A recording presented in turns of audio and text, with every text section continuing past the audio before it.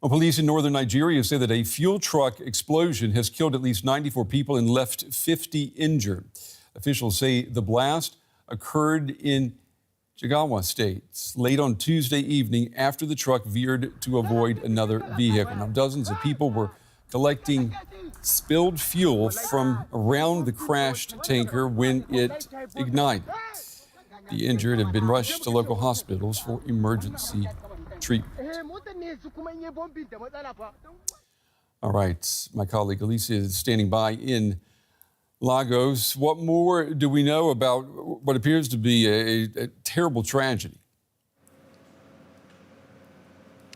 Well, it's what the authorities have described as a horrific tragedy because it happened around midnight last night where a fuel tanker traveling from Kano State in northwest Nigeria going to Jigawa State, still in northwest Nigeria, had an incident and basically crashed and was not moving anymore with the tanker driver there. But the incident then happened when people, locals, their villagers, came to scoop the fuel that spilled out on the streets, on the gutters of the town in Majia where it happened. And that sparked a very quick inferno, which eyewitnesses say was very massive and many people could not escape. In fact, the eyewitnesses say they narrowly escaped themselves because the fire happened so quickly, many people could not escape. And we have a numbers about 90 people dead and 50 people in hospital with varying degrees of burns and injuries.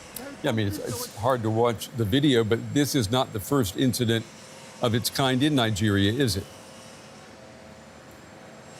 No, absolutely not.